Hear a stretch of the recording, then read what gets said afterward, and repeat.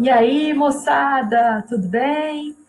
Hoje a gente vai começar a falar sobre as diferenças entre esses verbinhos aqui, ó. Say, speak, tell e talk.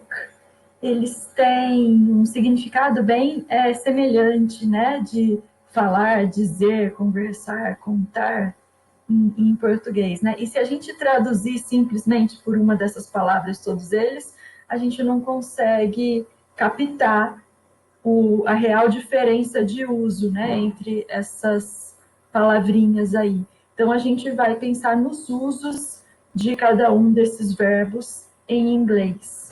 Bom, então a gente começa com o speak.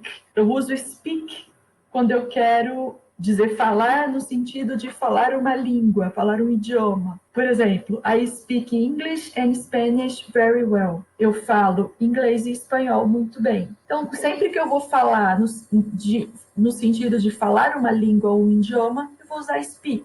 Quando eu quero dizer falar com alguém de uma maneira formal, My manager wants to speak to me after the meeting. Meu gerente quer falar comigo depois da reunião. Então, é uma situação formal, eu estou dentro do ambiente de trabalho, por exemplo, então eu vou usar speak quando eu quiser dizer falar com, né, ter uma conversa com alguém. E eu uso speak quando a gente está falando simplesmente sobre o ato de falar. You are speaking too fast. Você está falando muito rápido.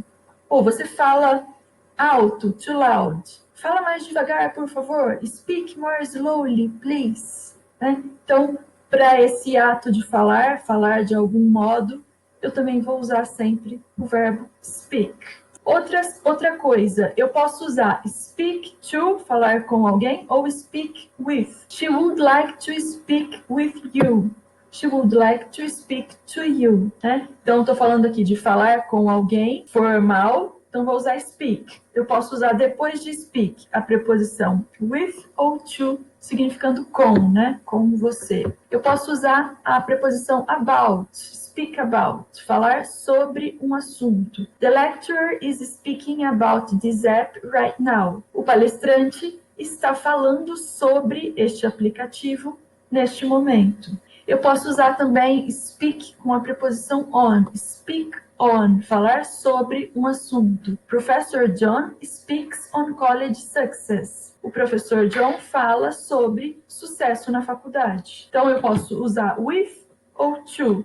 Eu posso usar about ou on. E a gente tem essas outras duas expressões aqui, speak up e speak down. Speak up, please. I can't hear you. Quer dizer, fala mais alto, por favor. Eu não consigo te ouvir. Speak down, falar mais baixo. Speak down. Everyone is listening. Fala baixo. Tá todo mundo ouvindo. Então, são aí alguns usos do speak. A gente vai comparar o speak com o talk, né? Então, olha ali o talk. Eu vou usar o talk com esse sentido de falar com alguém, só que ele é informal. O speak é formal, o talk é informal, né? Então, bater papo, conversar, falar com alguém. Por exemplo, Renata and Christian are talking about your secret. A Renata e o Christian estão falando sobre o seu segredo, né? Então, numa situação mais informal de comunicação, eu vou usar talk. Talk eu posso usar também com with e com to. I would like to talk with you. Ou I would like to talk to you. Então, eu posso usar tanto with quanto to para dizer com quem a ação de falar vai acontecer, né? Eu também posso usar talk about. I don't want to talk about it. Eu não quero falar sobre isso. E eu trouxe aqui um adjetivo com talk, que é talkative. Oh, how nice! She is very talkative. Ah, que legal! Ela é muito falante, ela é muito comunicativa. Então, a gente usa o talk aí nessa expressão talkative, né? Que, na verdade, se transforma num adjetivo. Então, comparando speak com talk, speak tem um sentido diferente de falar línguas, que a gente não usa talk nunca, e no sentido de falar com alguém, conversar com alguém, eu tenho o speak mais formal e o talk mais informal. Agora a gente passa aqui para o tell. Tell eu uso quando eu falo contar alguma coisa ou avisar alguma coisa, dizer alguma coisa para alguém, sempre com complemento, sem preposição, e esse complemento é obrigatório. Como ele é sem preposição, eu chamo de objeto direto. I told him the truth. Eu disse a ele a verdade. Vejam, esse objeto direto que eu estou dizendo aqui é o objeto direto em inglês, him. Por quê? Porque não tem preposição. Se a gente pensar na frase em português, ele é um objeto indireto, porque em português a gente diz eu disse para ele, ou eu disse a ele, ou eu lhe disse. Em português vai ser sempre um objeto indireto, né? Porque ele é preposicionado.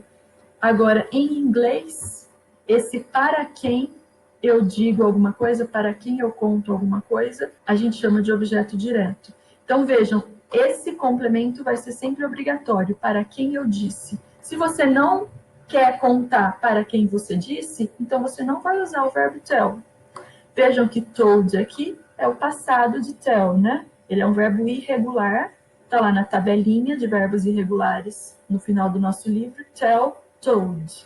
Então, I told him the truth. Eu disse a ele a verdade. Então, aqui eu já tenho a situação de uso e o como usar, né? Sempre com um complemento depois. Say. Agora a gente vai falar do say comparando com o tell. Porque no say eu também vou contar alguma coisa, dizer alguma coisa, avisar alguma coisa, mas aqui sem mencionar a quem foi dito ou mencionando a quem foi dito com preposição. Então, olha lá, sem mencionar a quem foi dito. I said it was going to happen. Eu disse que isso iria acontecer. Então, vejam, I said, eu disse, mas não está escrito aqui para quem eu disse para quem, não importa, eu disse que isso ia acontecer, tudo bem? Então, eu uso said. Se eu estivesse usando tell aqui, obrigatoriamente eu teria que dizer para quem. I told you it was going to happen. Eu teria que colocar o you aqui, por exemplo. Ou I told him, I told my sister, I told John it was going to happen. Com said eu não preciso dizer para quem foi dito. I said it was going to happen.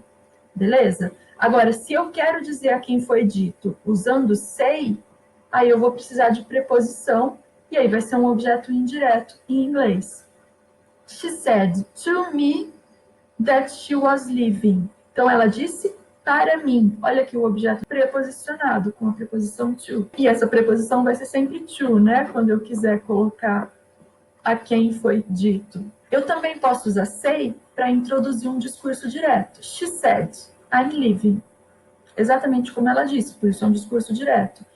Aqui eu nunca vou poder usar tell. Eu não vou poder usar she told I'm leaving. Não, por quê? Porque told precisa do complemento objeto direto, né? Então, como não está dizendo para quem disse, eu não posso usar o tell de maneira nenhuma. Então, eu uso say nesse caso. Tudo bem? A diferença entre say e tell. Tell vem sempre como para quem eu disse, e esse para quem eu disse vem coladinho no verbo e sem preposição. Agora, no say, eu não preciso mencionar para quem foi dito, e se eu quiser mencionar, preposição obrigatória. Outro uso aqui de say, eu posso usar a preposição on para falar sobre o que eu disse, né? Por exemplo, say something on. I want to say something on this subject. Eu quero dizer uma coisa sobre esse assunto. Então, é essa a diferença entre essas palavrinhas. A gente tem um outro tópico, né, ainda para essa semana, que começa já aqui no próximo slide, descrevendo uma sequência. Então, quando a gente vai falar sobre uma coisa que tem passos, né, primeiro isso, depois isso, por último isso, a gente tem algumas palavrinhas que a gente usa em inglês, né, para descrever uma sequência. A gente chama essas palavrinhas de connector of sequence. Então, olha lá, as expressões dos conectores de sequência estão aí grifados, né, nos exemplos. First, make sure you have all the material to play the game.